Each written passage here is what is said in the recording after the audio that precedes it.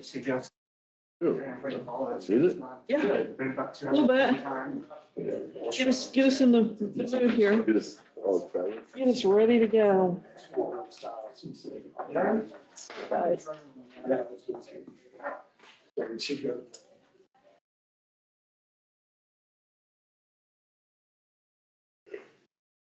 Think we'll be out here by noon then? I don't know why not. The items on your agenda are, I mean, unless, I can, I'll make good on the next call. okay. I don't know how long you want the executive session for, Lynn. 15 minutes probably, Okay. because then we could always extend it, but yeah, that way it maybe keep things moving from there. It'll work. You want to start with county inventory and see if there's any questions or anything like that? So, let's see, so far I've not found any agenda. Grab it, did I? No, I didn't give you one of that. Yeah. I didn't. Unless someone else, you have two? Is it in your folder? No, I have one for another. You have one already? Oh, there it is. Okay, They're well, putting it see, set this up. one said agendas, so that's why I looked for it, and then on the keep, Your extra folder part. the keep I didn't look. That makes sense. I went by the I might have title of all things. Morning. Good morning, Mark Rothschild, Assistant County Administrator and Finance Director.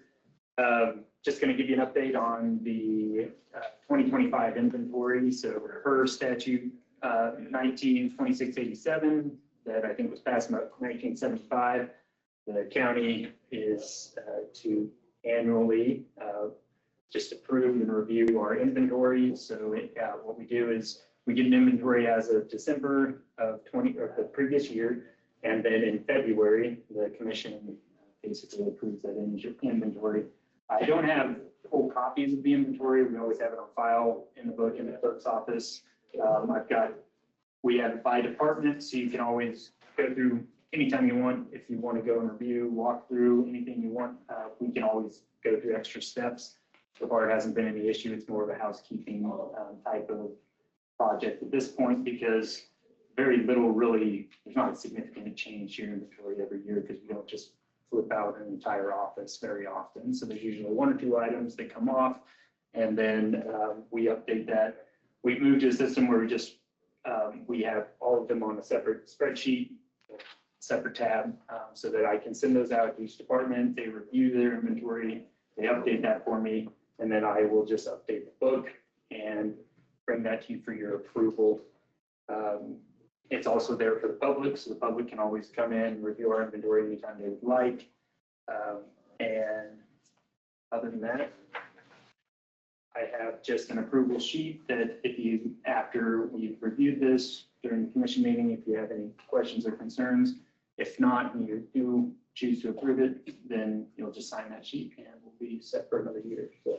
We do just track the high ticket items, if you will, equipment and vehicles. We also have a computer list, so we have that too. We're not tracking all the pencils and pens and those smaller items. That would be too time consuming to say the least. So it's changed a little bit since 1975 because I know even in the 3 years that I've been with the county, it's shifted a little bit because we're moving it down. We have a limit of $500 is what we're doing. Anything with a value over 500 is what we're trying to track in the inventory. Anything under that, we're not tracking at this point. But there used to be, you'd see barcodes on almost every single piece of anything that was in this courthouse. You look at a coffee pot, you'd have a barcode on it, and you go up and scan it. We don't have the barcode system any longer. We're just tracking manually. We are looking at, there's a GovWorks, HubWorks, that currently they're using to inventory all their parts and supplies at the highway shop. That may be able to help streamline this system a little bit too. If we can make that work in the next couple of years, I'm going to try to get into the GWorks a little bit myself and see if that's something that we could actually use at the courthouse level as well, because I just think it would make it a little easier so that we're not tracking everything quite so manually in the future. I would just ask, was there any missing inventory or adjustments that needed to be made? Not that I'm aware of. I mean, we add the new pieces of property or equipment that we purchase to it, In other so, words, everything was accounted for is what I'm asking. Yes. Didn't lose something and write it off. right, no. I don't even know if we probably don't write things off. No, we don't. My bad. Yeah. And so since we're cash basis accounting, we don't actually, write that off in that same way as you would if you were accrual basis. But we're really, it was actually pretty simple. All of the department heads have it. They're pretty on top of it. So I send out those sheets in December, and most of them are updating it throughout the year. So it makes it easier for them. So they're not scrambling at the end of the year to try to get me that information as quick as possible. But other than that, I thought the system went pretty well this year. And we are moving to where a lot more of it's electronic, a lot more computer parts, servers, all of those kinds of things that IT tracks. And where we had in the past, we might have had a whole bunch of chairs Right. and, general office supplies. Now that's shifted to where a lot more of that is IT and computer related. So you mentioned the $500 threshold. If there's a desk or there's something that's they decided to replace, but the other has some value to it. I know sometimes we've sent it to another department and they are able to use things, but is there a threshold on that? So, because typically, I mean, sometimes things are declared surplus and then they can either, by our action, go to Purple Wave, or Yeah. used to be people could bid on something every once in a while here at the courthouse, but that's. In tracking those for inventory purposes, there is some discretion involved from each department. I a lot of these desks, if you bought it for $700 10 years ago, it's probably not worth $500 today. And so it does, there's some items, I'm trying to get some examples in here that probably have come off the list in the last couple of years just because it's a use that may not be listed. Most desks are still listed in this inventory currently. But yeah, if you have one that's 15, 20 years, even if we bought it for $1,000 20 years ago, it may not be on this list. And that's always something, if anyone from the public, commissioners, anyone ever had any questions, be more than happy to walk through those departments with them and just kind of show and explain why one thing may not be listed as opposed to the other, just because it's usually based on a little bit of, there is some just opinion on value because we don't obviously go and get appraisals of a desk or anything like that, but there is some discretion involved. Well, I mean, I've never heard or known it to happen here, but Yeah. There's been places where someone had a really nice chair for 3 years and then they decided they wanted to replace it. So they replaced it, and then the desk or whatever they replaced, they took it to their house. Oh, So I mean, I guess that's where I'm headed, is what's the safeguard? We have cameras. We have cameras in our building, so if things Well, I walk mean, they out. weren't, yeah, I mean, Yeah. but what, all they did was just replace it. So Right. it was throwaway. Right, yeah. right. I mean, if it So I walks guess out that's the door, what's the safeguard on that. I mean, that's why I asked if there's a value where we declare it surplus and. Yeah, and I guess we typically, the honor, yeah, and so that would be something I'd have to probably walk through, with on what the process would be in that. I know in the past, they used to do, I think, even garage sales out in the parking lot to sell old equipment or go auctions out there. We've moved to the Purple Wave, which even Purple Wave now is actually not wanting to sell small items. They're wanting to sell wheeled equipment and larger. And so they're moving that direction even. There are still other auction sites that will do it, but we are, depending on the costs involved, we could be a lot more likely to dispose or trash a chair or a desk at this point if, I guess we could set it on the curb as long as it's been listed in the past as Right, going surplus. too far into it. But Because I just- do know those move pretty quick and around here, if you set something on a curb, it's usually gone pretty fast. It still works. I've been in Abilene a long time and if you want to get rid of something, just put it on the curb. I will say we do try to transfer it to another department. I think Martin in particular, his department gets a lot of our old furniture to use in their shop. One new chair in 23 years. Mhm. That makes sense. Walking through there is about 15 different chairs. Exactly, so. You don't even got grease on your I mean, hands the sometimes. good ones from downstairs out of the meeting room, Mhm. the good ones are in my shop now. And we're still That's what we do with all our chairs and On Purple Wave, they wouldn't bring $3, Yeah. you know, but we're gonna use them. But, and they do use them, they hold a weekly meeting and sit down there and discuss a lot of things, so it makes sense to move them down there and do that. Yeah. I think it's real. We took it. We used to have, Yes, Mhm. you know, environmental services, I'm getting rid of two desks, one L desk and one another, moving it out of our office room, and we're gonna put 2 tables so you can have a meeting there, not, because we don't utilize the desks with the less people anymore. 2 of them are stored in the back in the shed, and I utilized them and took it to the shop. And if there's a department that needs, we will evaluate that and see if it's I think worth Sarah using. said that we have a desk, Mhm. but he wants it around to most everybody. Right. Nobody took us up on it, so now it's collecting dust in the shed in the back at the moment. At some point, well, things wear out or do we they're not. put it on the curb or do I throw it away? Mhm. You know, or crush it? I think at Sterl Hall, they had those sturdy, heavy tables. Yes. Yes. Hard to handle, hard to store, and then, you know, finally with the plastic ones are lightweight and Right. easier to set up. And I think we had more labor back in the day with desks and chairs for Purple Wave than we ever got out of, Right, you know, moving them and Moving setting them them and and setting, grouping them. exactly. And then people actually paid a little bit for them and never showed up to Mhm. come and get them. we had that problem at an auction I had at Abilene Machine. It was just a bunch of stuff that we, you know, pieces of a loader, this, and that. They ended up buying it and then they never come get it because they weren't picking it up. So we got a bunch of these lots still there, auction, da-da-da-da-da. I think we got a tractor for the last 6 years, and we actually called the sheriff on the limitations of whether we can sell that tractor again or not. Typically on those Purple Wave auctions, there's always something that gets nobody listed comes 2 or and 3 gets. different times because it's still here. We started charging lot fees on our auctions for it. Like, if you don't come get it, we'll start charging you fees when you do pick it up, which doesn't work, by the way. They just don't pick it up. Don't do that. they don't come You have back to for the go to next court and all that kind of It stuff. backfires. They just go, okay, well, we'll come now. We give $100.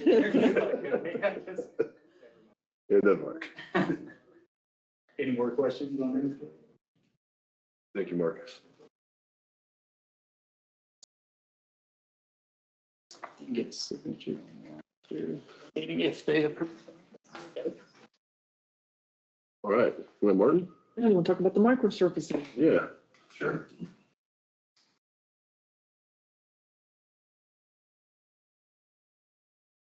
Morning, Mark Taylor, Director of Public Works. We are looking at our summer asphalt season and looking over the budget and the numbers and roads we have to do and unavailability of the chip rock and quality of the bad chip rock last year. I believe that, and we did the test plot on Fair Road of the microsurfacing. And I would like to proceed with using that product this year.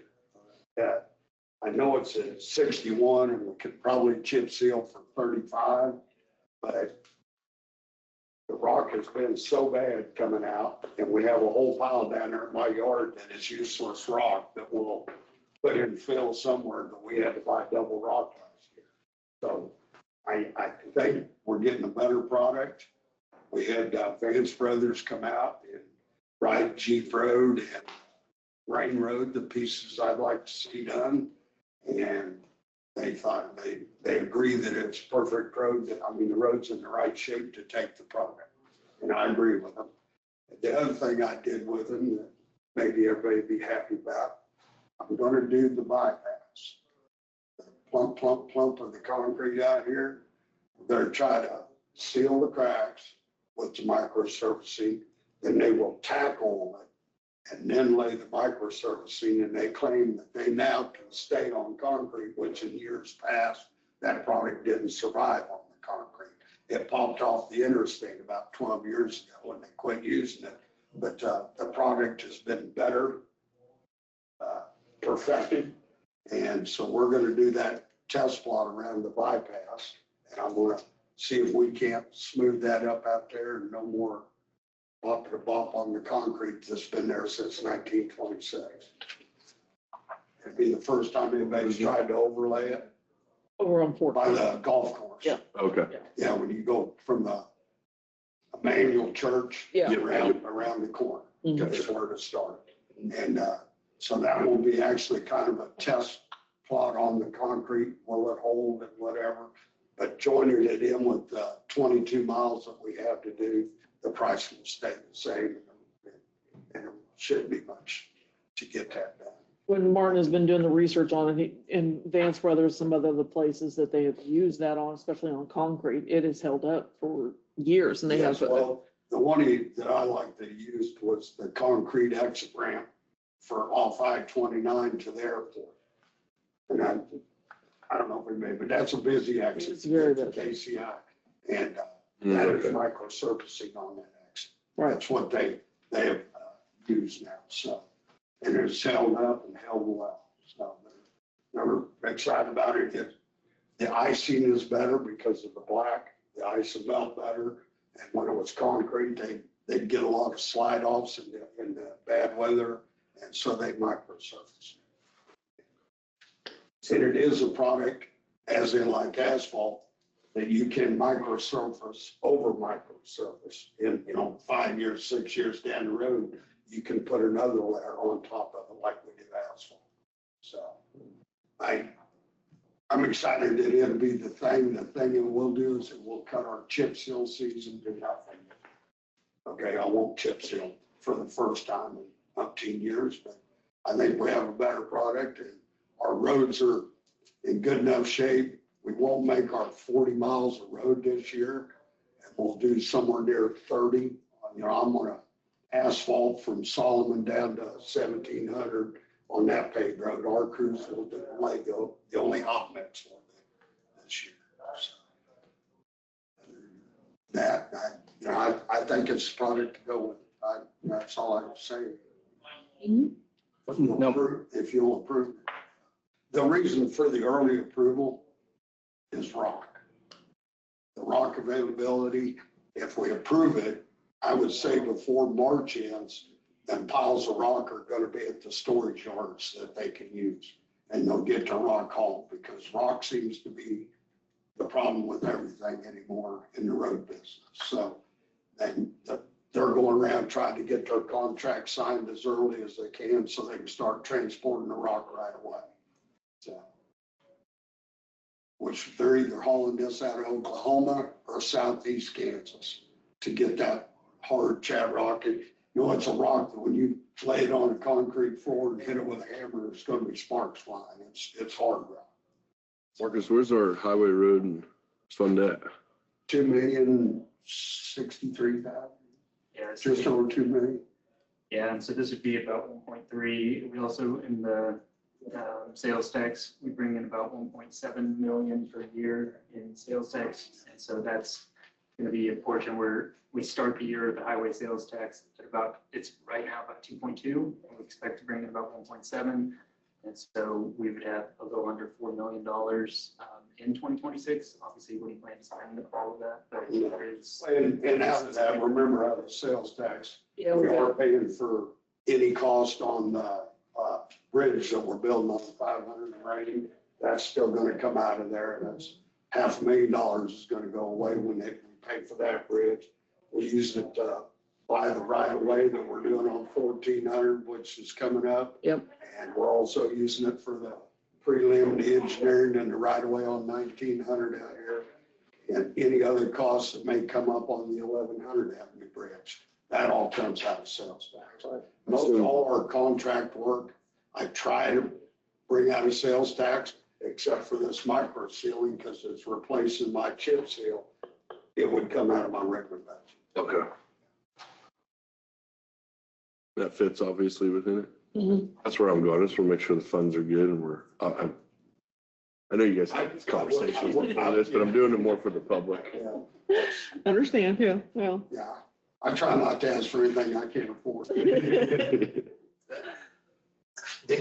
Any questions? Everything else, I'm up here. You want to go ahead and talk about the 1100 Avenue Bridge? Okay, so the 1100 Avenue Bridge between, 2325 1100 Avenue, the bridge that burned. that is now getting removed as early as this afternoon it will start. The crane is there with the wrecking ball already. That bridge is gonna go away. And, Ron can hear more about it than the rest of us, but you know, in his area and what have we done? But what we'll do is we'll take the concrete, line the banks, pull all the steel out, and get hauled away, remove all the logs and sell it. If they can, they may be able to put some up on somebody's property that agrees to it. If not, they'll haul it to the Hope landfill and we'll burn it later. So, but it is starting today. The crane is there and he'll probably take him a week or two, maybe like 4 days total, but he's gonna hit it when he's not working on the 500 Avenue Bridge. We first bid it with L&M, who's doing the 1100 Avenue Bridge.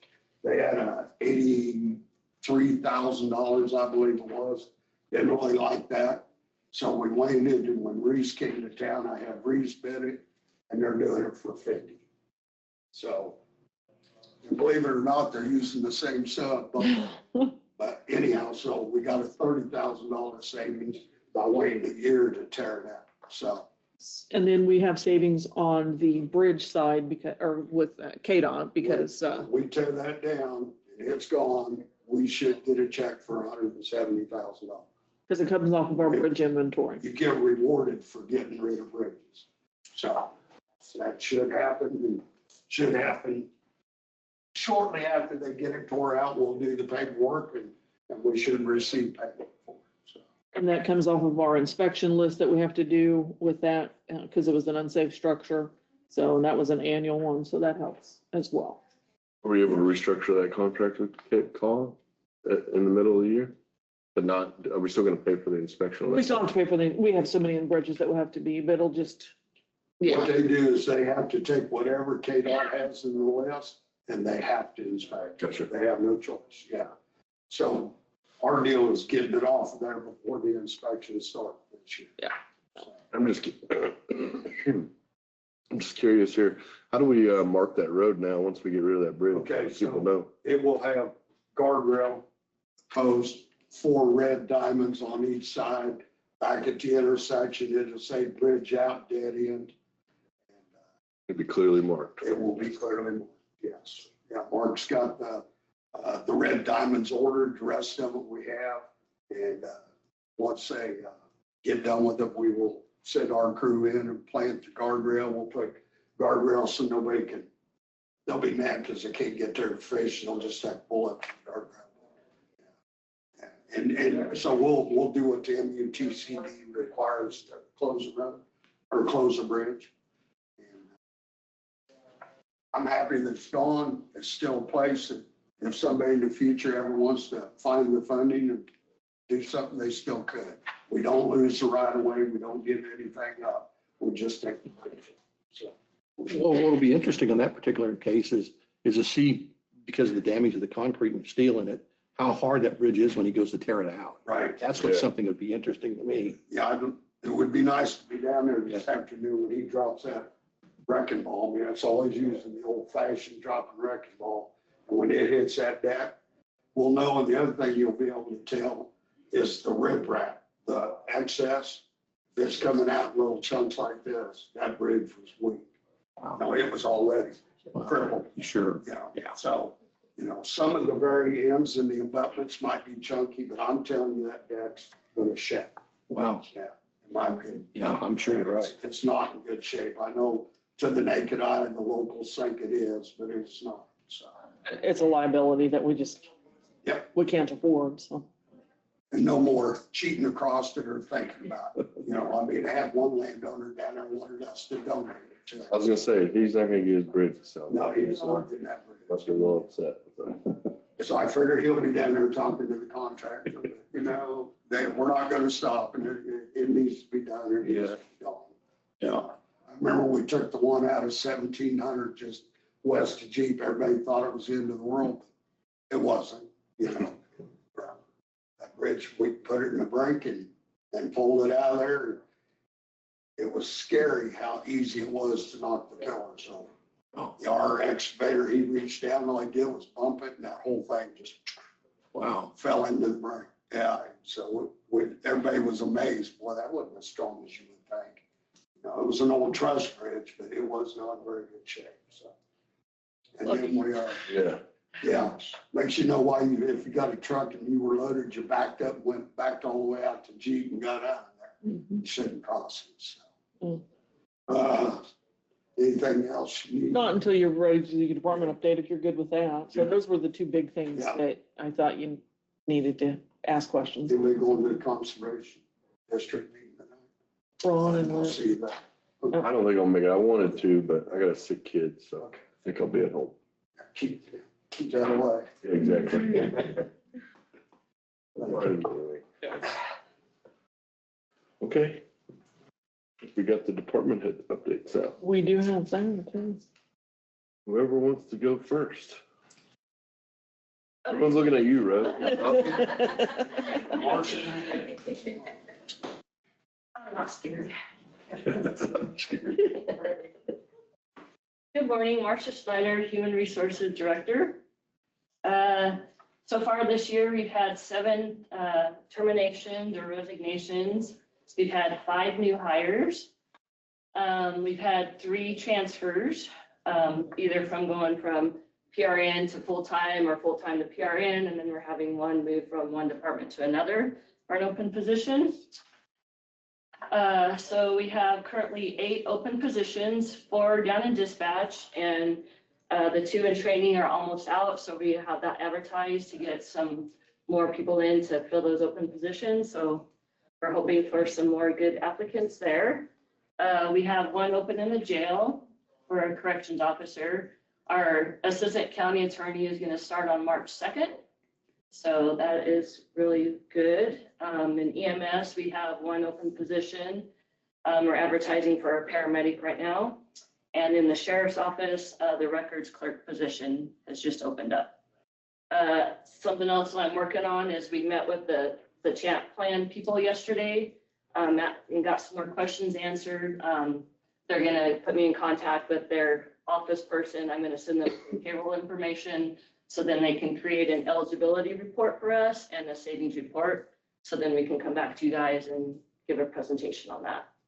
So they did tell us, and I'm going to reach out to Jefferson County. They just signed up for that plan as well. And then we've already talked to KAC about that. So any questions for me? No? Okay, thank you.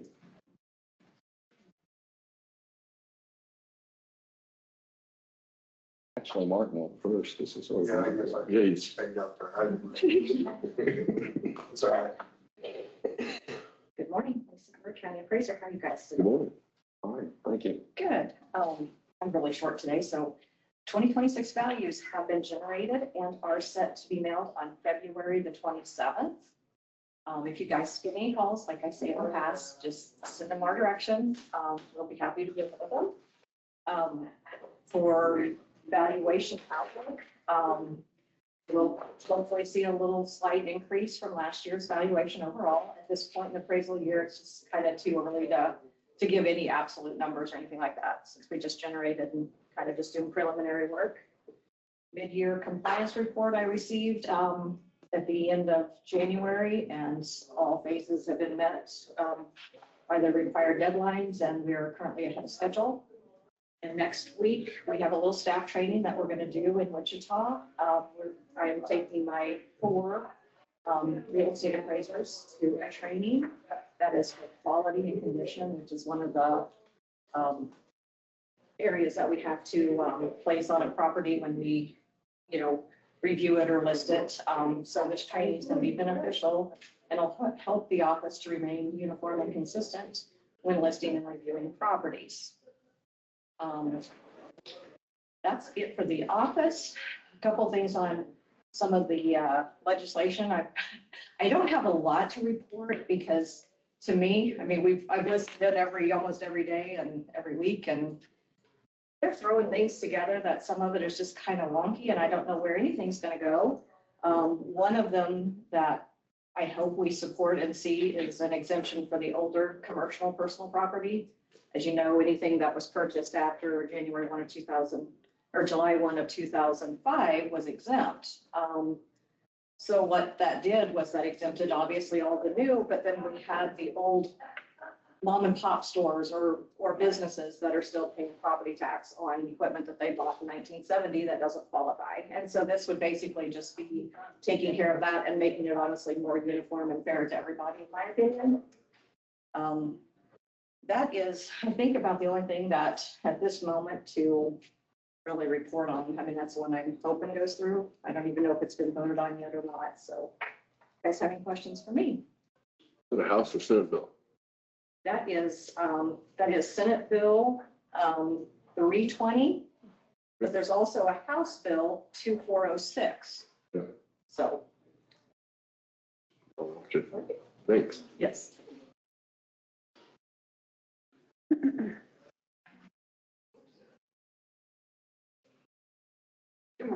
Morning. Coach Jones, Commissioner Peace. In 2025, we had 369 data users. That's the $25 a day or $250 a month. That allows them access to our CIC RMIS program to look at documents. We collected $6,841.50 in those subscription fees.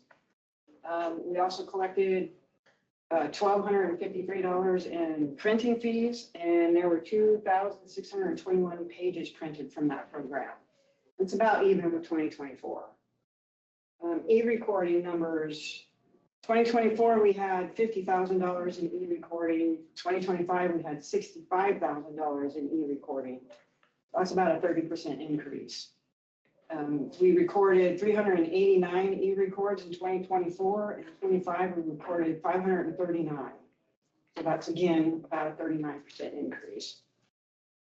We collected $12,138 in Heritage Trust funds from our recordings. We also had a recording fees of, let's see what this says, $158,461 for 2025, and that's without the Heritage Trust or any other special funds in it. That's just our recording fees. And we recorded 2,979 documents or 12,617 pages of documents last year. And then I was going to give you guys a kind of a fun fact that kind of broke it out. I was talking about back indexing our documents. So in the deed, mortgage, and miscellaneous folders, these are the old scanned documents that are not in CIC. There's 4,604, 201 pages or files. They're pages. And if we assume that takes an average of 10 minutes per page to enter or index that, often longer because we have to add pages and then we have interruptions.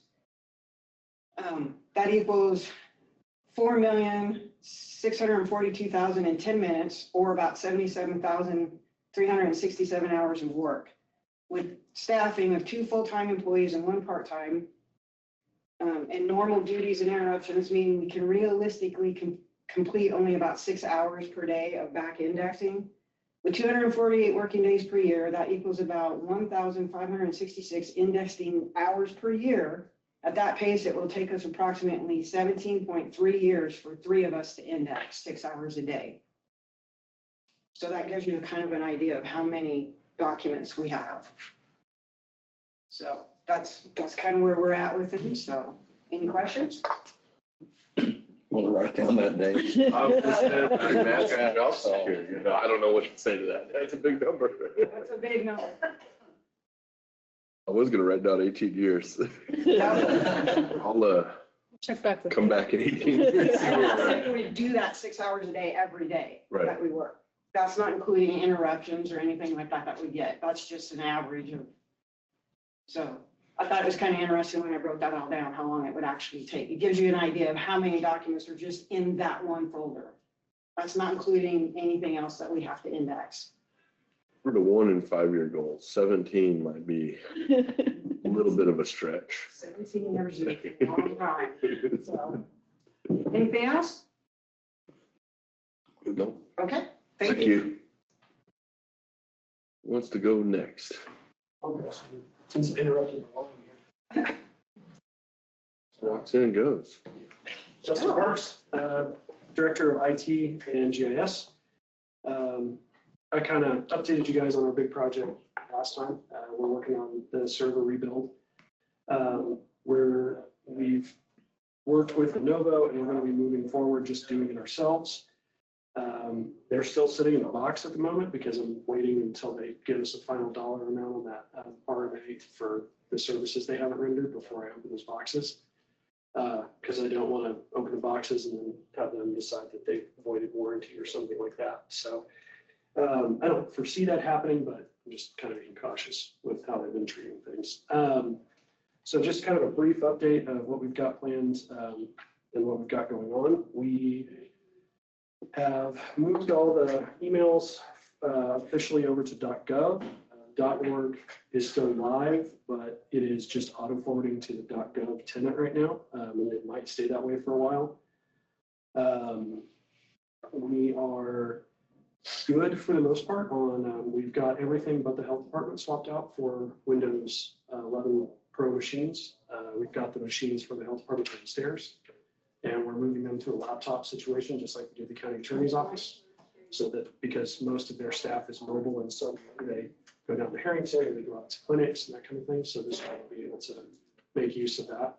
And a big part of that was with the firewall we replaced last year, included in that yearly fee for the firewall, which is about $7,500, which is cheaper than we were paying Vive to manage the firewall for us. But that licensing covers our VPN software, so we don't even have to pay for additional licensing on VPN for the health department. And we're looking at moving a lot of other offices off their VPN and onto the free one, which will hopefully save us a substantial amount of money. We're just kind of waiting back on the security portion to make sure that it'll be compliant for law enforcement. And if it will, that's $500 per year per device that's on it. So it's going to be a substantial amount of savings. I'll get you better numbers once I know for sure how many we're actually moving to our VPN versus the one we pay for. So, and then just kind of like Rose throws some numbers, actually mine aren't nearly that big. Last year, from January 1 to December 31st, we had 792,000 hits on our website. That's visitors, and those are unique visits. We're averaging about 72,000 a month. So for government, it's not too bad. You can tell when they peak. They tend to peak on election day. And our numbers will quadruple on election day for hits. Tell you. But of the 700 and some thousand hits, 10,000 of them work from this country. So that's kind of a neat statistic to look at. How many were the inmate list? I don't track that Okay, because that's an internal site. gotcha. So it's actually different analytics entirely. This is just for the county news website. So those numbers don't include the inmate side. But since we have to pay for Google Analytics now for off of our GovBuilt stuff, I just link it just to the GovBuilt site. And the next project we're working on just to countywide is we're going to be adding our vehicles that can be checked out and meeting rooms and that kind of thing to our new tenant so that we can just reserve them for Microsoft instead of having specialized software and another virtual machine. Because right now, the website we have for that is kind of an internal computer that we operate, and this will allow us just to have a web-based and assign users, and then people can check stuff out and see what's checked out. So we'll be working on that. And the last thing is the Wellness Committee. We've developed a kind of a SharePoint website for the Wellness Committee to be able to share like spreadsheets and resources and stuff like that. And now employees will be able to submit stuff with forms through their shared group, and all that is secure because we're on a government tenant now. So we're really hoping to make use of that. And with some of the projects that Amber's been working on for the Wellness Committee, we'll be able to funnel a lot of that information and take away some of the excess work that may have cost. So other than that, that's really all I got going on. Unless you guys have any questions for me. We have a, like a chat bot on our website at all? So at noon, I'm actually meeting, so we internally use software called GovAI, which is a government-focused AI, like ChatGPT, Gemini, that kind of thing, but it doesn't retain data and doesn't train the data that you give it. And we're actually alpha testing a built-in usage for our website with them, and that will allow people to ask questions, and it will only reference the documents we give it. And the testing that we've done so far has been pretty robust. And you can do things like, I want to pay my taxes, and it will say, well, here's the department you need to contact, and if you've provided a phone number, it can get that. And if you're, I was trying it as, like, I don't want to pay my taxes are too high, just throwing random curveball stuff at it, and it did really well. To the point where I asked it for a building permit, and then mentioned I was in Abilene, Texas. And then it specified, it was like, well, I can only handle stuff in Dickinson County, Kansas. If you wanted to speak to Abilene, Texas, you can look them up online, blah, blah, blah. So we're alpha testing it, and it'll be included in what we already pay for. So we'll be able to add it. The one we were looking at previously was like a $7,000 or $8,000 a year fee, and we didn't control the data. Yeah. And it was one that we, like, under their contract, we had to put a widget on the website that we couldn't remove, and we got fined if we did. Yes. So that just told me they were scraping data. I think this will help a lot with people trying to find information. I've seen them on a few others, AI in particular, not just the trained algorithmic chatbot that you do, which we had one of those, and it takes hours of setting up. You got to answer all the questions that you think. Yeah, this is pretty much, it's the same setup as our GovAI stuff is now. We provided a list of instructions, we provided documentation. We have it set up to, we built an app that allows it to skim our website, so it actually pulls a lot of stuff from our own website. So all the FAQs that people put on their own department pages and all that, it references. And so far, like I said, it's only in alpha testing, but so far it's been pretty good. And we've got a meeting with them today at noon to discuss what we've discovered and issues we found. And that's one of the reasons that we get a really reduced rate for that service, because it was going to cost us $15,000 a year, but because we agreed for AI, because we knew people were going to start using AI regardless, and so it was something that was secure, something that allowed us to protect personal information and was trained. But we get it for $5 because we alpha tested the system. So we get it for basically 60% off market cost. So, but yeah, so we will be having a chatbot that's AI driven here probably within the next 3 or 4 months. I think this, our Dickinson County residents will like that. It'll make it a little easier finding stuff on our website, I think. So Yeah. that's the reason I brought it up. Yeah, it'll link directly to the website for stuff that it can find, and stuff it can't.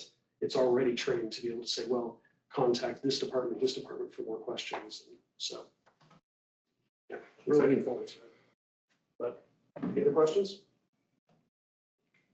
All right. Thanks, Jeff. Thanks.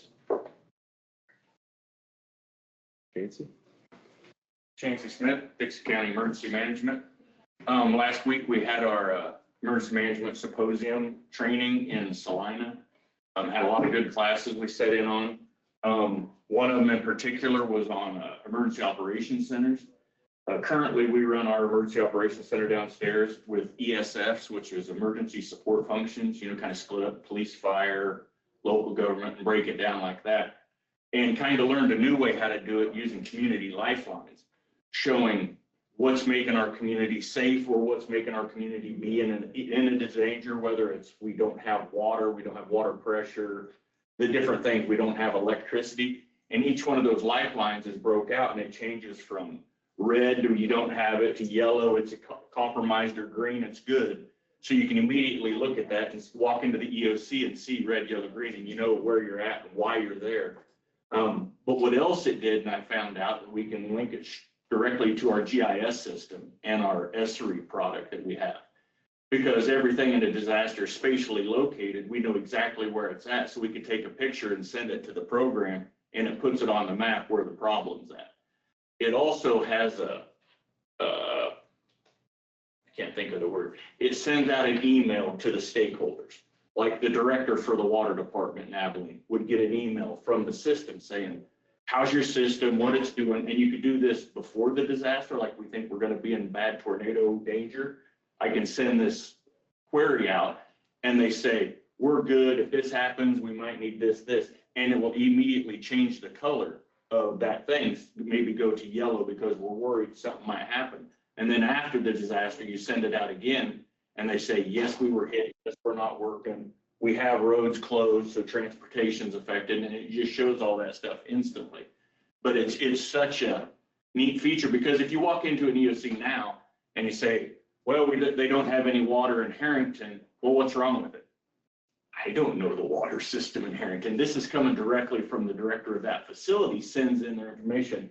We've had this struggles and we come down, so that way, and it's in the system. So we just open that up and read what he put in there. This is what's wrong with it.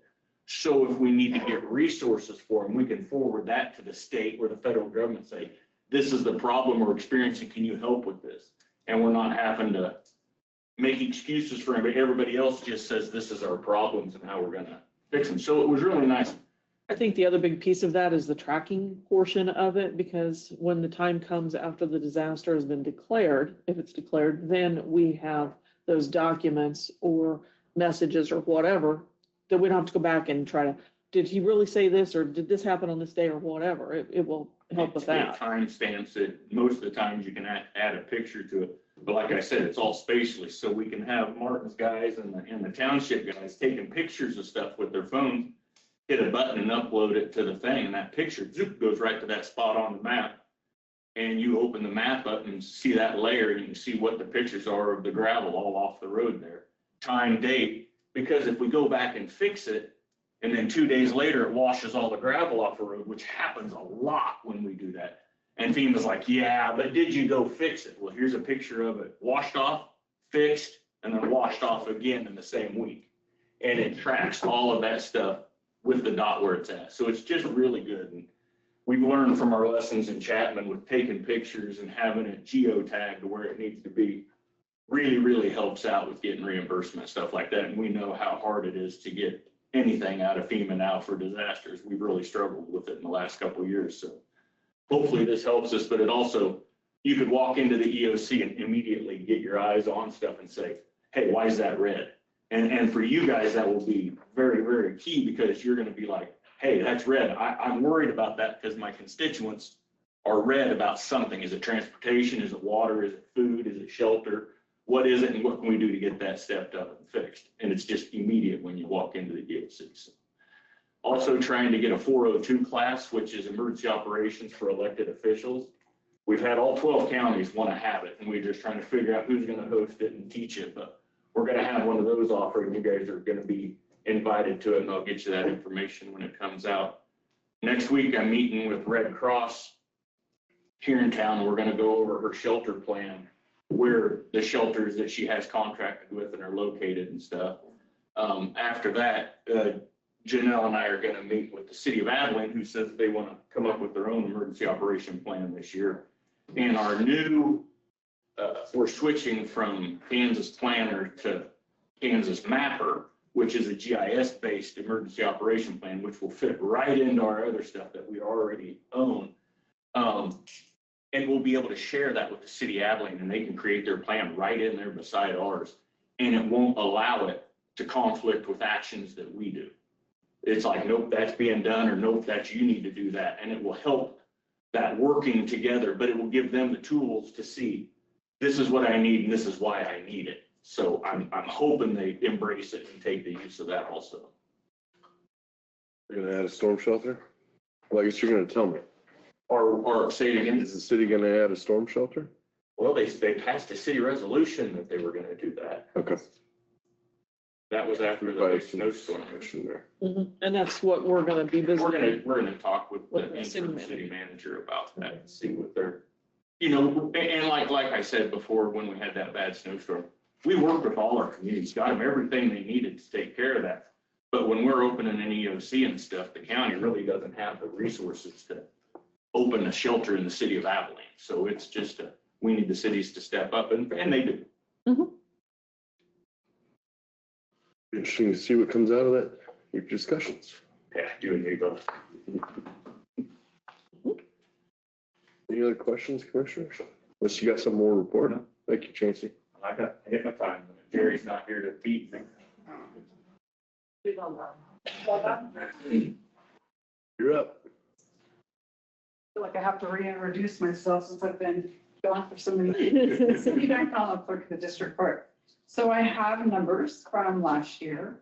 The statistical cases that we have to report to the Supreme Court are numbers from last year for 3,566 cases. That was up 274 cases from the previous year. Other cases, though, we had given information like that, did you know flyer. The cases that we had filed everything, including marriage licenses, state tax forms, all of that. We actually had 4,011 cases filed. Compared to 2024, we had 3,689 cases.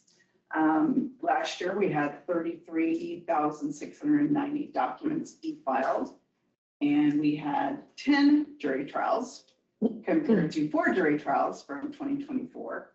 And then as far as money collected for restitution for victims, last year we collected $22,181.14. A lot of that's done by our court trustee's office, who is our collection agency as well. So numbers are increasing. We're continually busy. It's just one of those things that, things that we have to do, and we appreciate, working like jury trials. We're gonna have another one coming up on March 23rd. Thank goodness, that's the only, I'm sorry, February 23rd. The only one we've had yet is that February 23rd one that we've been told is going. And then we have 6 jury trials scheduled for March. So if you've seen some of the posters, thanks to Janelle for hanging them up, but the Supreme Court is going to be coming to Abilene March 10th. And they will be going to the Eisenhower Library, and it starts at 6:30, and then they're going to have a public ceremony after, answer questions. The justices will also be visiting schools when they're in Dickinson County. They're going to be having a lunch with local attorneys and some other, I think, community leaders that day. Okay, good. Judge Sexton nominated me to be the honorary bailiff for that session, and it's usually for recently retired, but either he's pushing me out the door early or not. No, he wants to recognize you. Yeah, so I mean, it's a huge honor for me. So I'm looking forward to doing that. So we really hope that a lot of people can attend that special session. We've had another one. I want to say it's probably 10 years ago that the Supreme Court came here. They did it during the day, so some of the schools were able to come. So I really kind of hope we get some people to attend that, because it's very interesting what they have to go through and the questions they ask the attorneys and stuff. So do you have any questions? And the Supreme Court. Like the Supreme Court is coming here. But we need to make a big deal about it. Yeah, that would be. It's pretty rare. You should invite them. Right. I think they're busy. Any questions of me? All right, thanks. Thank you. And congratulations on your Yeah. Thank you. honorary title. Should have finished when I was up there. Mark Tannehill, Director of Public Works.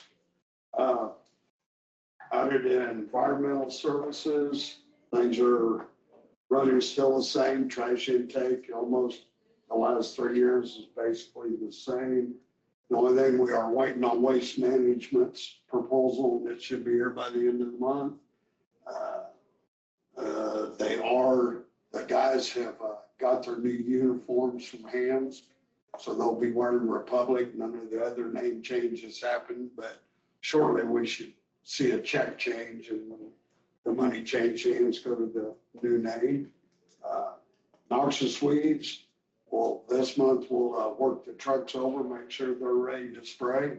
And if we have the El Nino spring, we will start spraying noxious weeds at the end of March and try to get a little earlier start this year. But anyhow, after the last storm freeze, we'll start on it.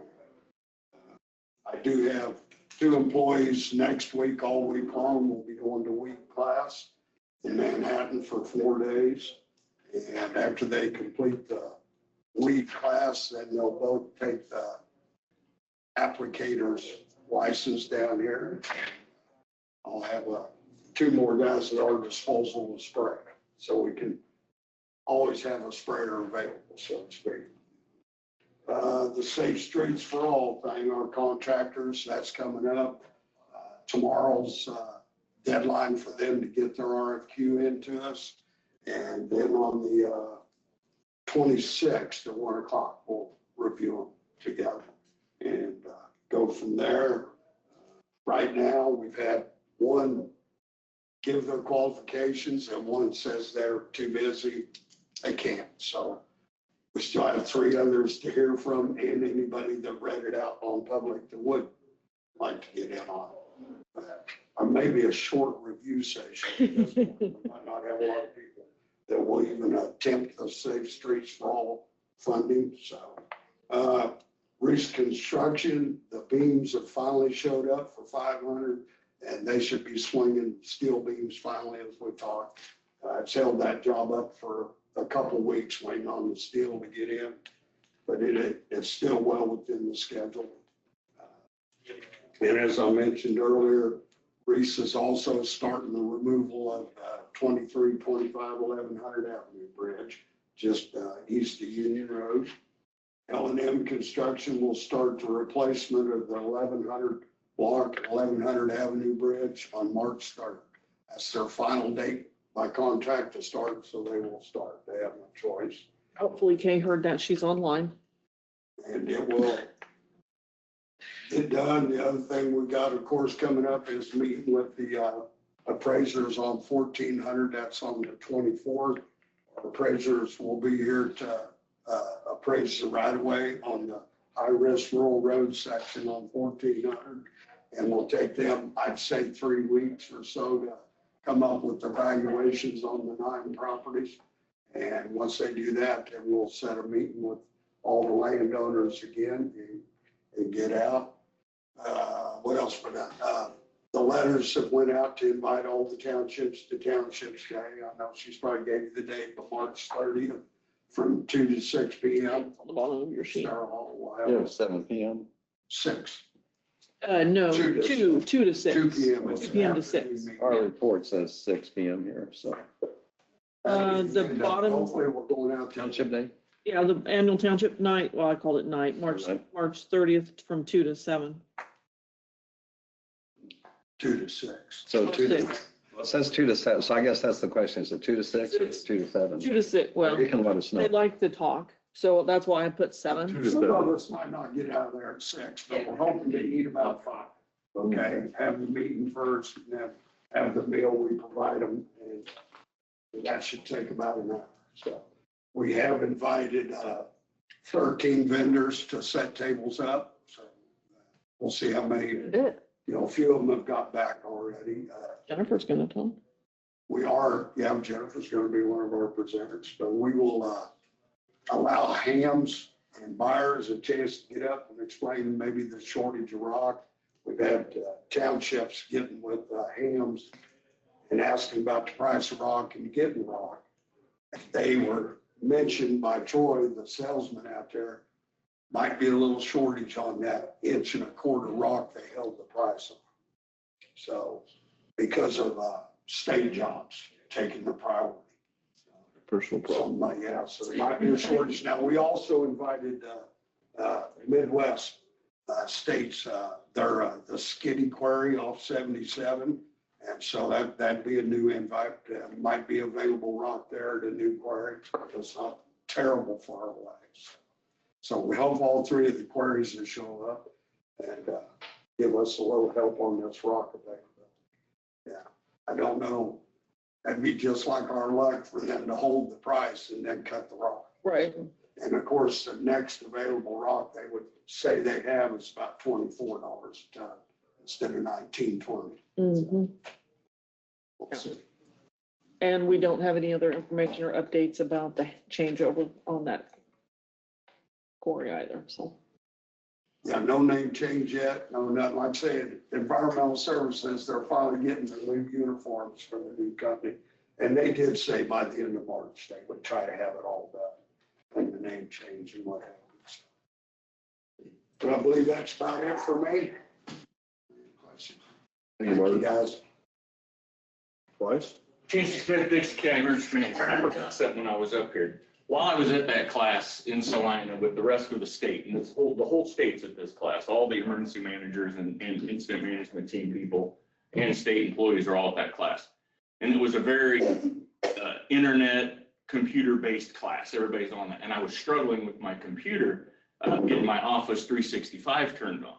And one thing we had, he's very quiet about it, but Dustin does so much for our county. I was able to put a ticket in with my phone that I was struggling with getting this work done. And I'm sitting there in my class and I've got 15 or 20 people at my table and my computer's just sitting in the middle of the table. All of a sudden, my computer starts turning on and moving around and opening stuff and changing stuff. And then it works perfect. And I had state people sitting next to me.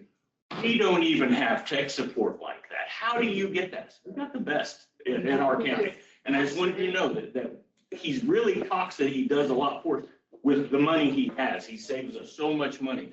But the work he was able to allow me to do by logging in and doing that for me and fixing me remotely when I'm in another county working, that we have that ability is great. And I don't think we thank our IT guys enough for what they do for us.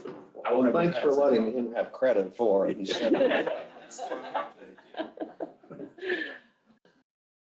Absolutely, it's huge. Yeah. Here, Mark Rothschild, Assistant County Administrator, Finance Director, and I would second that. Yeah, we are very fortunate for our IT department. I don't know what we would do without them. Even you guys are doing something else.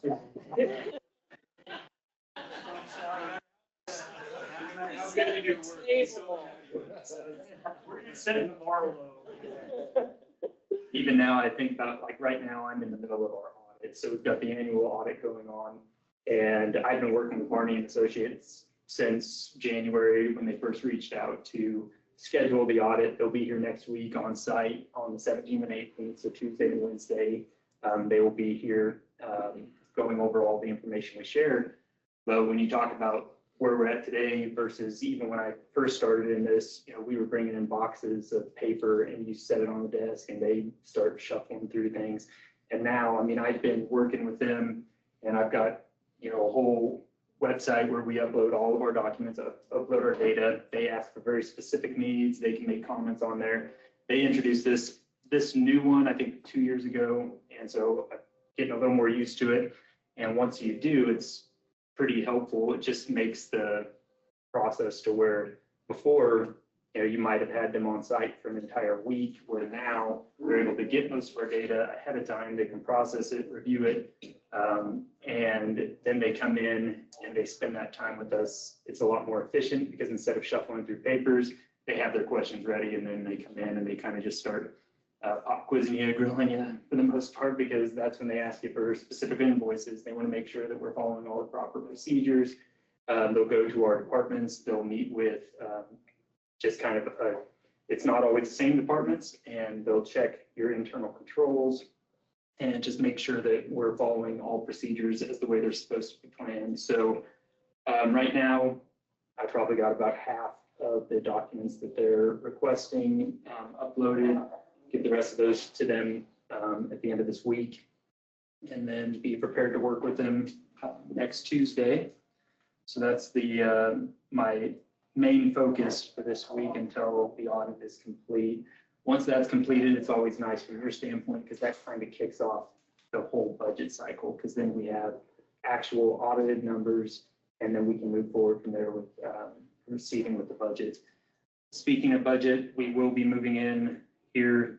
We're already halfway through February, so I'll be sending out all of the documents to our department heads here in March. And I will start scheduling those meetings with the department heads to sit down with me. We'll go through line by line, work on their budgets again, and then we'll have to schedule those meetings to be in front of the commission coming up either late April or beginning of May. So we are getting close to that part of the season again. Outside of that, I'm finishing up the end of year finances as I'm working through the audit right now. Hoping to do a little presentation, just some end of year financial review in the next couple of weeks, either the end of February or the first week of March, either during a study session, once, depending on how it works into the schedule for the commission meetings. And that will kind of kick off the budget season for us. Do you have any questions for me? One other thing, I guess, before I jump off, the enterprise fleet management, we're continuing that process. Just had a meeting this week with them to review some of their invoices, and we do have some vehicles rolling in. Just this week, they received, I believe, 6 of the sheriff's vehicles. They're not here on site yet, but they're going to be going to serve to get outfitted, and then we'll be transitioning through those vehicles. So we're going to be getting a firsthand look at how that process is going to work for us. But so far, Enterprise has been very good to work with. Any questions we've had, they've answered very quickly, and it's been a very nice process so far. Don't have any questions? I think we will though. Yeah, there'll be more than that. So Thank you. Oh, yeah. I almost forget because you sit up here. Yeah.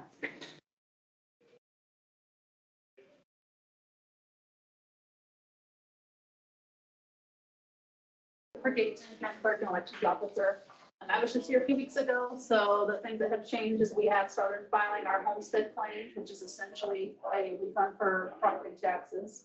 If anybody is interested, they can contact our office at 785-263-3774, option 2, and we can help you with that. Also, we've been receiving all of our expenditure reports from the entities, which would be fire districts, townships, watersheds, and cemeteries, which is due this Friday to my office. I think we've got the majority of them in. So other than that, I don't really have anything different. That's normal daily activity. Okay. You guys have any questions for me? Thank you. Yeah. Leah or Jerry coming? Leah is in class and I have not heard anything from Jerry.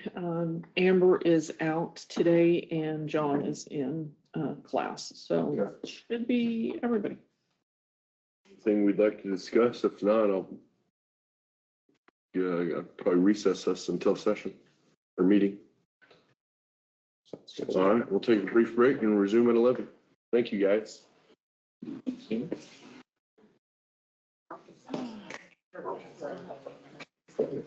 almost got 20 minutes, so got them good.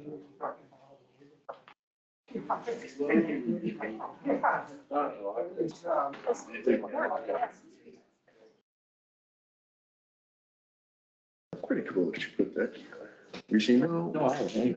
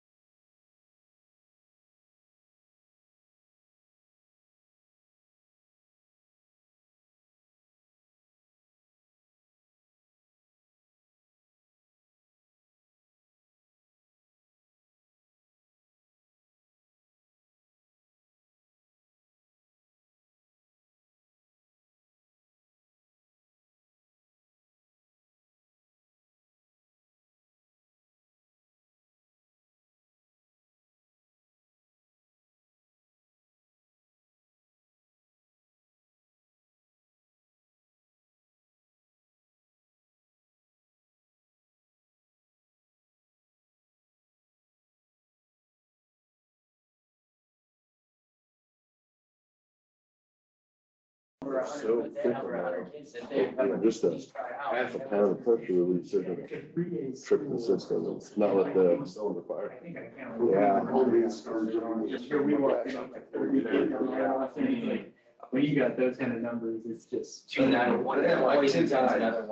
like two guys in the bands, like two students that sit bands. And all Ron, I didn't write it down. Are you gonna attend those? Yeah. Is that the one for the judges, you mean? Uh-huh.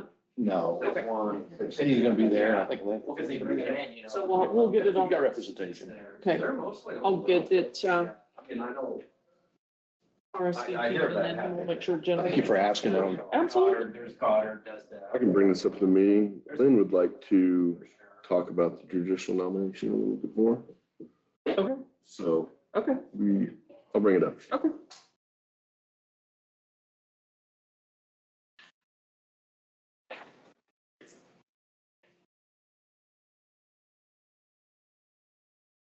So Kenny, I told you you're the arm wrestling champion and they want to challenge you. Our finance director, he's a state wrestler also. I keep saying that, Marcus. Myself, because he had wrestled in college. See what happens. Start hedging bets. Doing jujitsu, and that's about it. Oh, man, that's even worse. He's a professional. It could be a match. He could just demonstrate, you know, you could Did you- be the. You do that in Junction? At the gym in Junction? Jiu-jitsu? No, Wave Man in Salina. The gym in Junction's awesome. I love that guy. Yeah, and I've been down there a few times. It's just a travel to get there and then Yeah. back. By the time I won't wake up. I put my boys over there. So we go over, I think it's Thursday night or something like that. I can't remember. Tonight. Well, Westland's got to have quite a tradition in football. I mean, wow. Well, I mean, it always has to a certain degree, but there's kind of been the, Yeah. A little bit core. but wow, great stadium.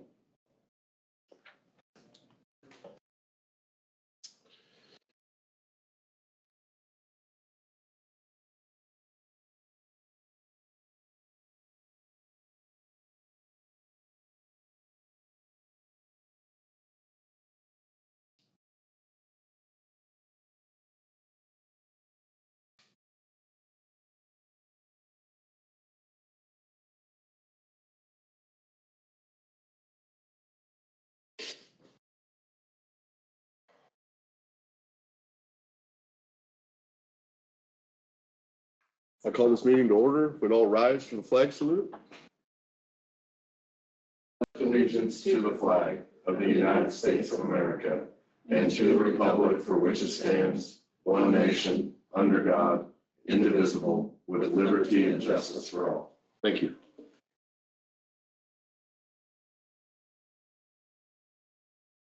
Moving down to the approval of agenda.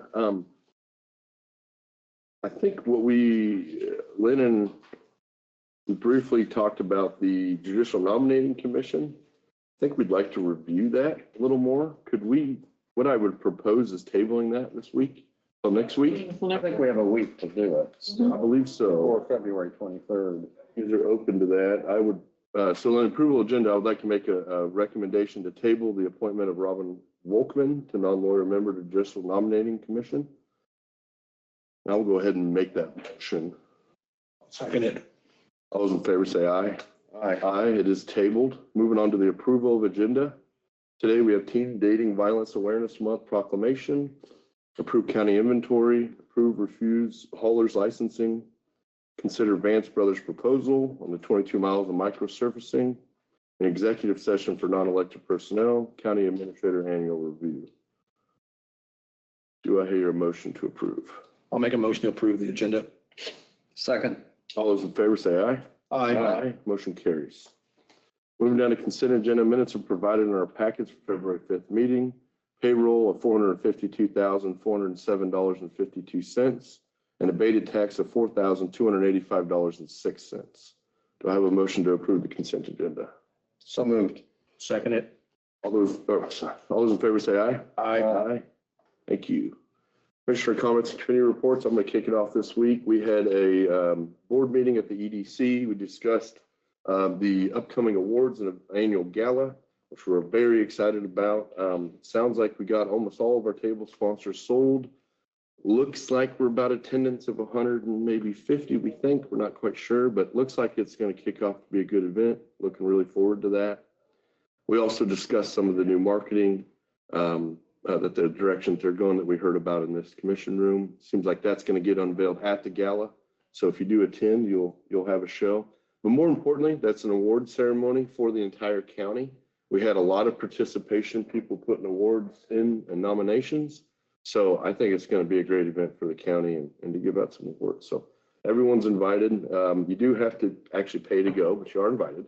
It's February 21st at 5:30 p.m. That's a Saturday at the Sand Springs venue here in Abilene, Kansas. If you're curious on the address, that's 2256 Deer Road. With that being said, I will conclude my report. Move down to Lynn.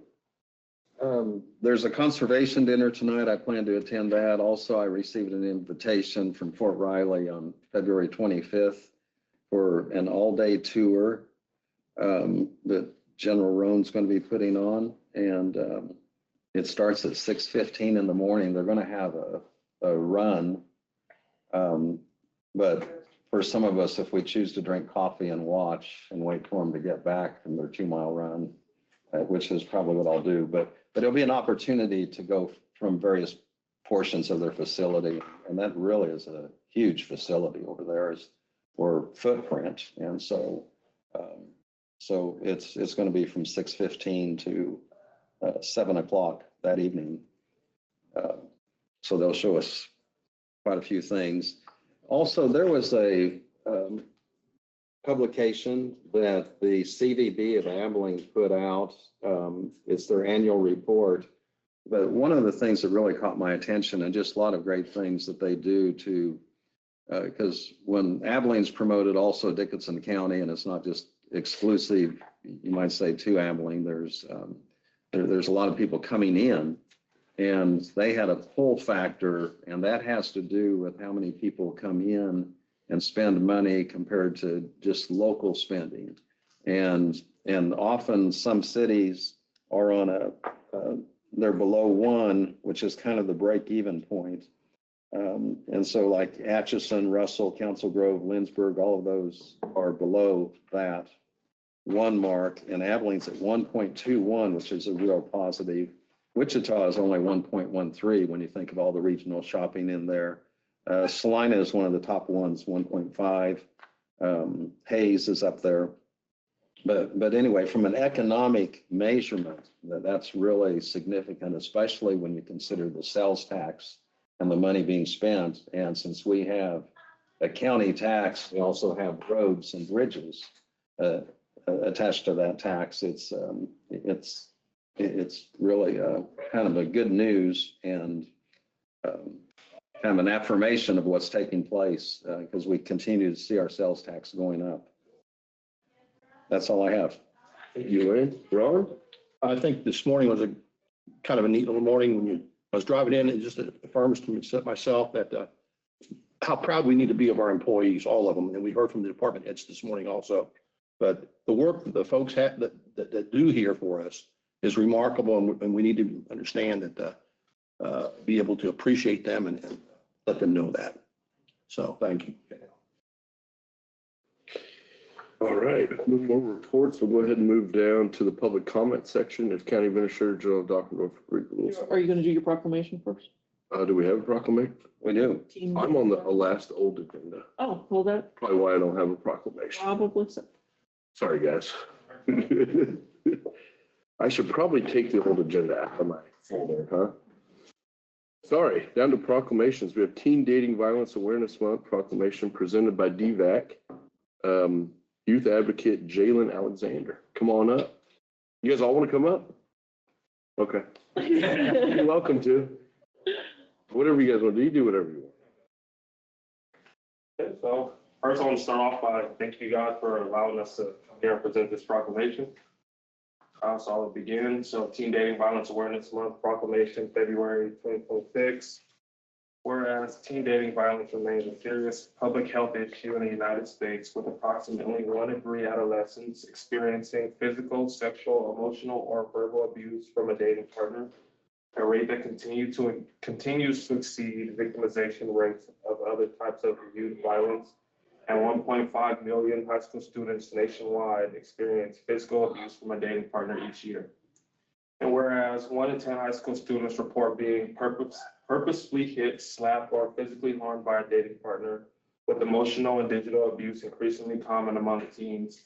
And whereas high school students who experience physical or emotional violence in dating relationships are significantly more likely to engage in unhealthy behaviors, including substance use, risky sexual behaviors, and face increased risk of depression and suicide, and may carry patterns of abuse into future relationships.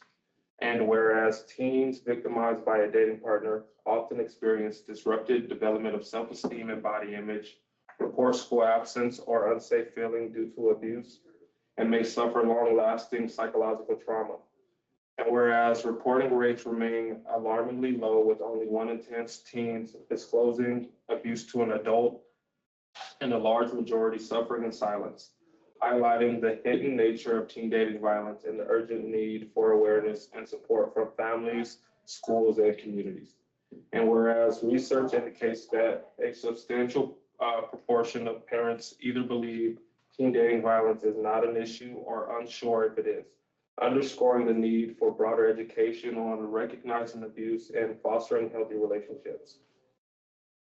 And whereas by providing young people, parents, educators, and professionals with education about healthy relationships, warning signs of abuse, respectful communication skills, and resources for support, and by challenging social attitudes that tolerate violence, we recognize that teen dating violence is preventable with proactive efforts and community engagement.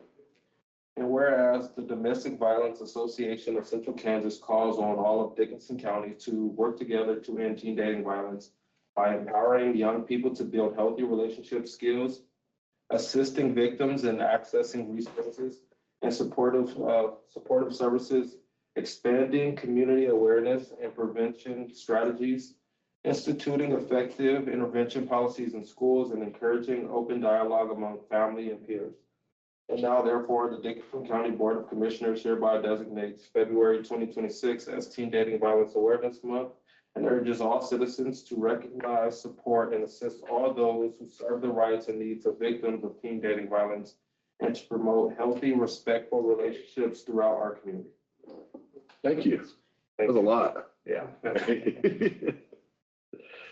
I appreciate it, guys. I think we did this same one last year as well, so I'll open it up for any questions, commissioners. I think I appreciate the work you do, and I know there's quite a staff over there. Sometimes it's kind of missing is what brought you maybe into this occupation, or a little bit of your background. So, I mean, I visited with you, but maybe others would be of interest, who you are and what brought you to Salina or the Salina area. And yeah, so I'm Marlon. I'm the economic and housing advocate at DVAC. What brought me to Salina, I played football at Kansas Wesleyan and I graduated. So I'm from Las Vegas and I graduated from Kansas Wesleyan. And I was working at St. Francis, and then I saw our youth advocate position open at DVAC. So I jumped on the board with youth advocate, and then I transferred over to the economic and housing advocate. So that's me. Sure. My name is Jalen. I'm the youth advocate over at DVAC now. I'm from Los Angeles. Like him, I came to Kansas to play football at Wesleyan.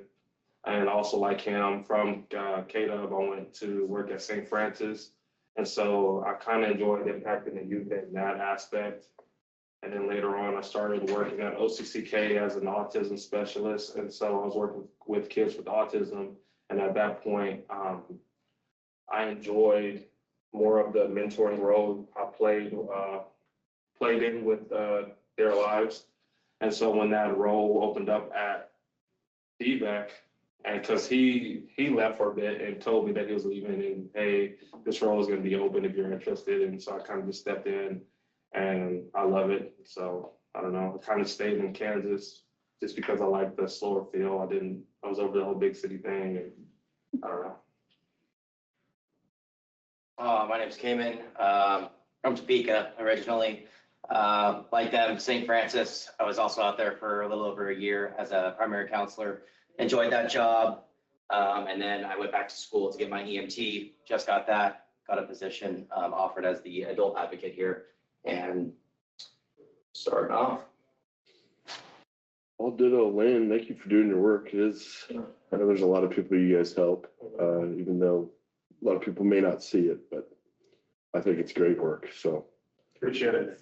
with that being said, do we have a motion to make February or proclaim February to be Teen Dating Violence Awareness Month here in Dickinson? Yeah. So moved. I'll second it. All those in favor say aye. Aye. Aye. Motion carries. I have a signed copy. Do you guys want to take a picture with that back here? You come on back with me. Get your plaque. Oh, they won't sit.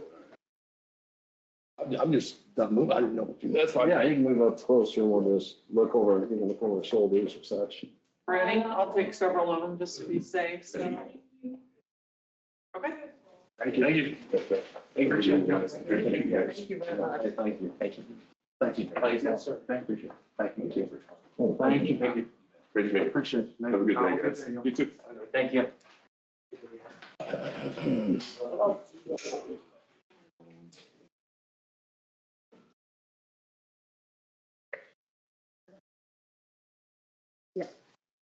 With that concluded, we'll move down to the, you ready, public comment section. If Janelle Dockendorf, County Administrator, would read the rules, please. Per the Open Meetings Act, KSA 75-4317 and 75-4318A, as the elected board, the county commission is not allowed to meet or make any decisions without posting the meeting. They are only allowed to act on items on the agenda which they set. During their regular meeting, the county commission may allow for public comments on items not listed on the approved agenda. It is at the discretion of the county commission if they allow comments on agenda items.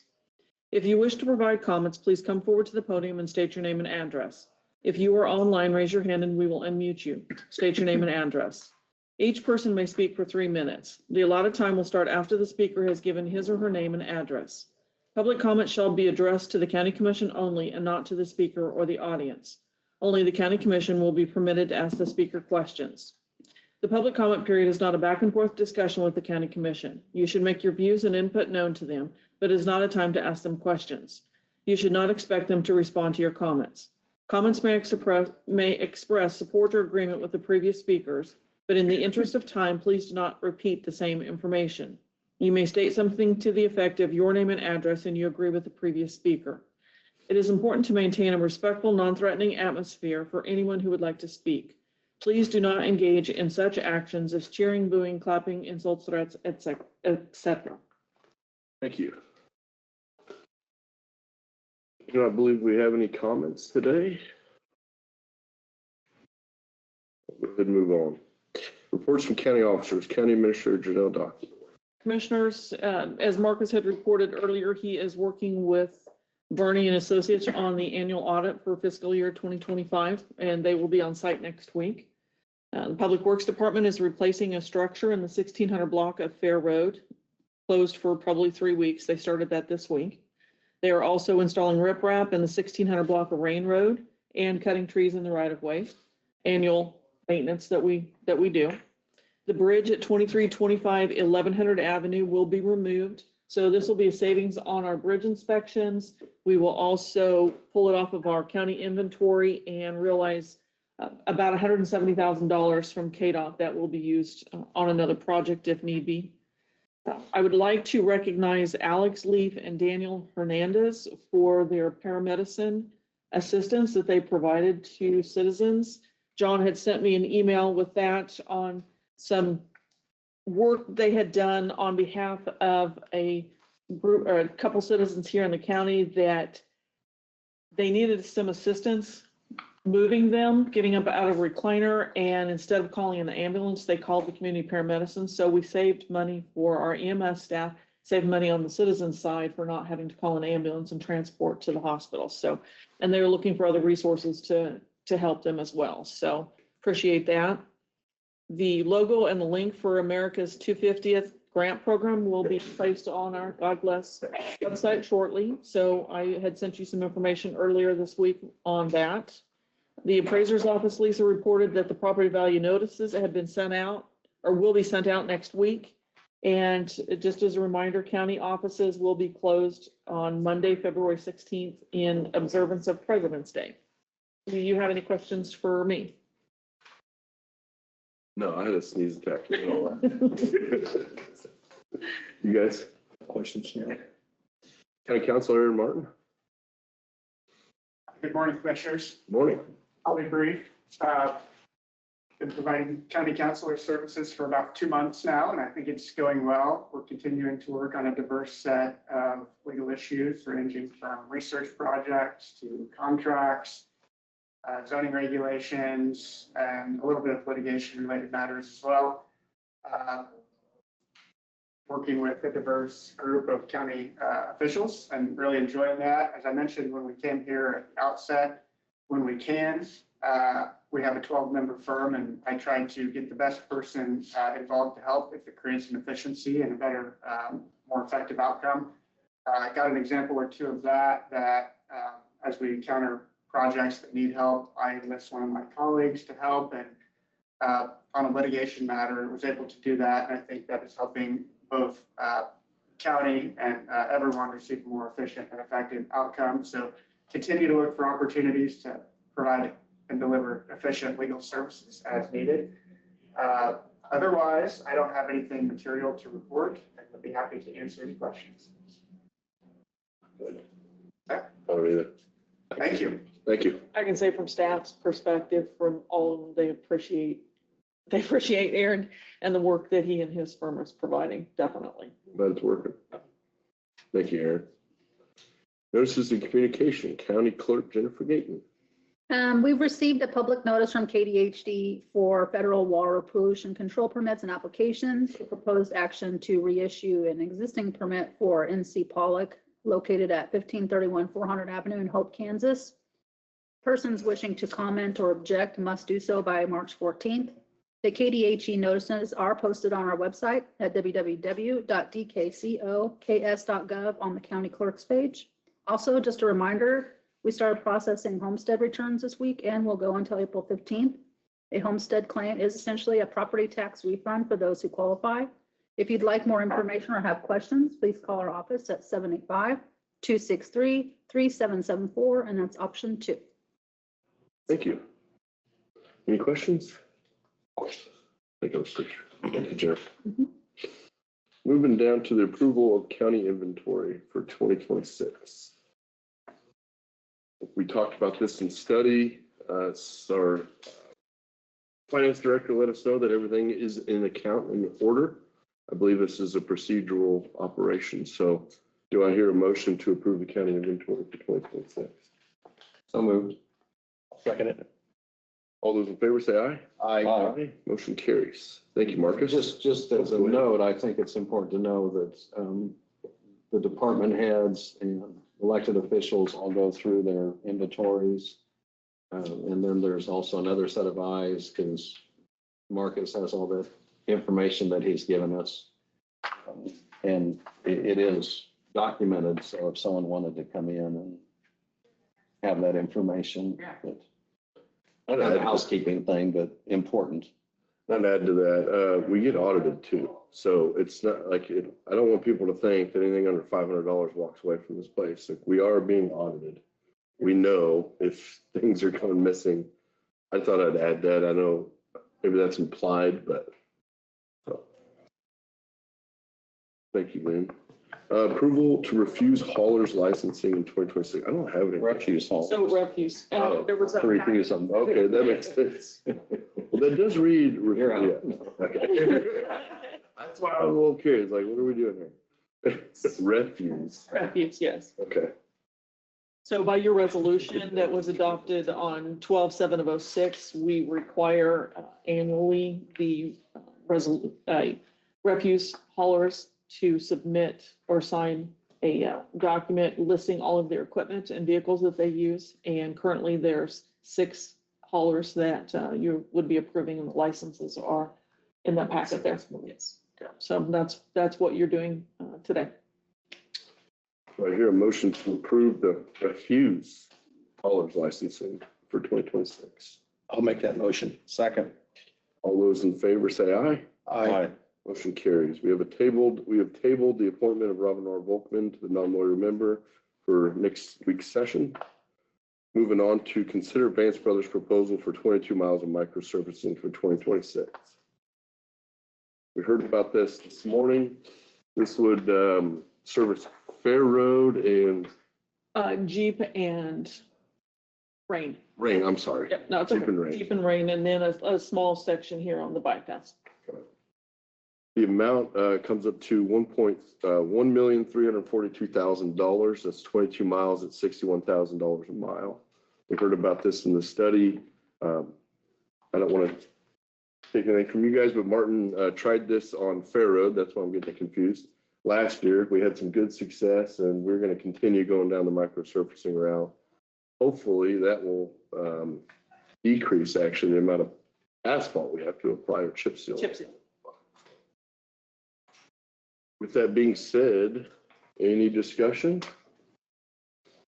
Do we have a motion to approve the Vance Brothers offer or bid? I'll make a motion to approve the Vance Brothers bid for the $1,342,000. Second. Any more discussion? All those in favor say aye. Aye. Motion carries. Thank you. That's budgeted, and we do have it in the budget to do that part of the chip and seal. It's under the asphalt budget that falls into the highway department, which has $2.1 million. And this will just take away from some of the portion that our staff would do on asphalt in the past, because we will actually be able to contract some of that out this year. Excellent. Thank you. If you guys are curious, we extrapolated on that a little bit more in the study session if you want to review that. With that being said, I move that we recess to an executive session under the following exemptions to the Kansas Open Meetings Act, personal matters of non-elected personnel. The subject being discussed during the executive session will be the county administrator's contract. The executive session will start at 11:25. Can we do it that quick? And will last for 15 minutes and end at 11:40. Those in attendance will be County Administrator Janelle Dockendorf, Finance Director and Assistant Marcus Roth. Do we want him? No. Strike that. Marcus, you're not invited. And the County Counselor, Aaron Martin. Do I have a second? I'll second it. All those in favor say aye. Aye. All right, we got to move quick. Sorry, guys. Sorry, Jennifer. No problem. I don't know. Hey, wait a minute. Just sitting there looking at each other. I got to check, yeah. Trying to cut a course, right?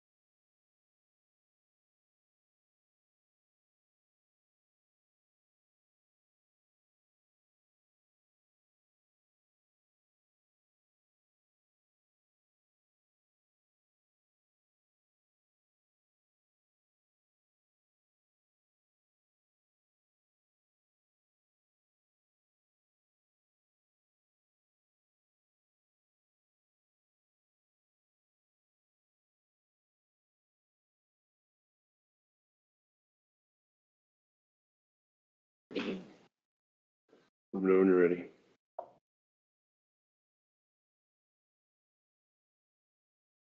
Should be okay. I move that we return to regular meeting at 11:40 a.m. Do I have a second? I'll second it. All those in favor say aye. Aye. No action was taken in our executive session. No further notice is needed. With that being said, no action was taken. Right. Okay. I would motion to adjourn. Second it. We are adjourned. Thank you, everybody. Thank you.